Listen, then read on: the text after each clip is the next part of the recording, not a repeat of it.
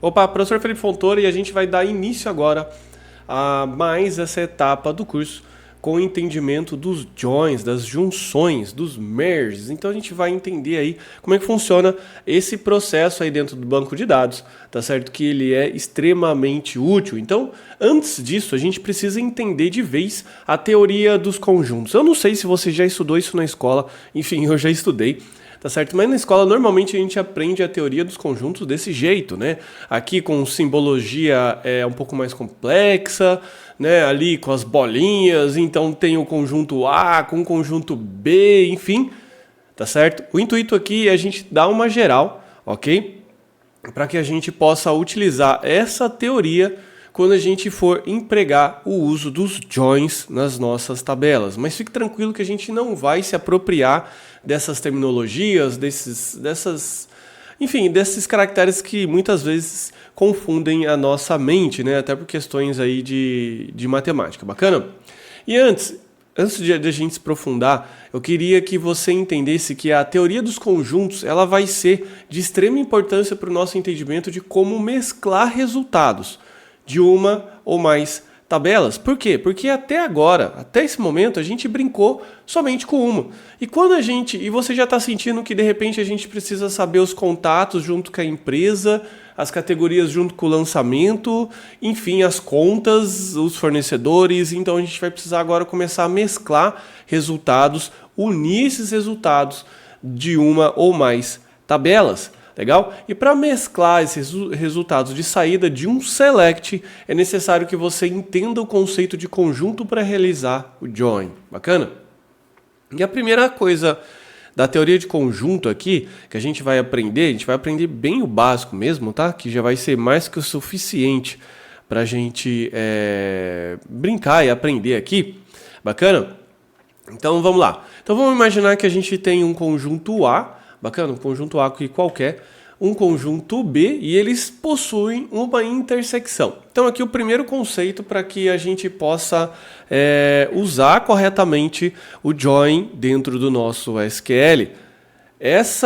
Os dois conjuntos ou as duas tabelas precisam ter uma intersecção. Legal, professor, o que é esse ponto de intersecção? O ponto de intersecção é quando você exporta, quando você faz a chave estrangeira. Lembra lá na tabela que a gente utilizou bastante até agora, de cliente e contatos? Lá na tabela de contatos tinha o que lá? Tinha o ID do cliente. E esse ID do cliente, ele é o ponto de intersecção entre esses dois conjuntos, o ponto de ligação, não é verdade? Então aqui, dando continuação à nossa explicação, então a tabela ou conjunto de informações A tem dados lá dentro, o conjunto de informação B também tem dados, legal? E uma coisa agora que a gente vai precisar ficar bem clara na sua mente, que a gente vai ter aqui dados do lado esquerdo, dados do lado direito, ok? Beleza, então vamos lá. Lado esquerdo, lado direito, intersecção, que é o meio. Agora vamos aprender o que significa isso aqui voltado ao banco de dados. Quando a gente tem esse destaque para essa intersecção aqui, o que a gente está querendo dizer? Tá? A gente está querendo dizer que a gente vai ter um inner join. O que é um inner join? O inner join é exatamente essa parte que está aqui destacada de escura, ou seja, é a parte que diz respeito ao conjunto da informação A com o conjunto da informação B que fazem a intersecção. Ou seja, são as informações que pertencem tanto a A quanto a B. Legal? Então seria essa área aqui do meio. A gente também tem um outro conceito importante que seria o left join, ou seja, informações que tem no conjunto A e que não necessariamente tem no conjunto B. Ter no conjunto B é um acaso, é uma situação. Então nesse desenho aqui, a gente está vendo, por exemplo, que esse triângulo aqui que faz parte do conjunto B, ele está aqui por acaso no A. Mas, como eu disse, é uma coincidência. O que na verdade me interessa como uma informação primária é o conjunto A. Legal? Eu sei que eu estou aqui deixando muito abstrato, mas vai ficar um pouco mais claro quando a gente for brincar aqui com os nossos SQL, quando a gente for fazer aqui a nossa aula. Bacana? Então vamos lá. Dando andamento aqui, então a gente tem ao inverso do left join, o right join, onde a gente dá prioridade para o conjunto B e ocasionalmente pode haver elementos do conjunto A dentro do conjunto B. Mas na verdade o que eu estou interessado é essa área aqui escura, essa área aqui menor. E quando eu falo em conjunto, quando eu falo em dados, traduz para tabela e registros. Bacana? Então quando eu disser para você, olha, o inner join, voltando aqui, quando eu quero o inner join, eu vou assim falar para você, olha, me deu o inner join. Então na sua cabeça vai falar assim, olha, tem que ter na tabela A e tem que ter na tabela B.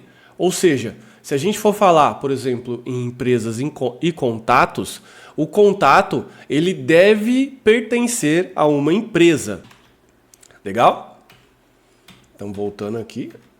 Então, os processos, como eu já comentei de join, ele ocorrem através de uma chave estrangeira, de uma tabela, quando se exporta um ID para outra. Nesse caso aqui, exatamente o que eu coloquei. Então, esse ID aqui do cliente, olha só onde que ele está. Então ele tem uma intersecção. Então se a gente fizer aqui um conjunto aqui, tá certo que vai ficar meio mequetrefe o nosso desenho. Então a gente tem aqui o cliente, a gente tem aqui o contato. Então a chave ID desse cliente, ora ele está aqui. Ah, professor, e as outras informações? O que é isso? As outras informações são os outros campos. E o que está aqui nesse intervalo são esses dois campos aqui de ligação. Legal? Então isso aqui é só uma explicação, né, um overview geral aqui para que a gente possa começar com o pé direito e já partir para a prática. Bacana? Então vamos lá, guarda essa teoria, porque agora na hora da prática vai ser muito importante. Te vejo na próxima aula. Um forte abraço. Tchau, tchau.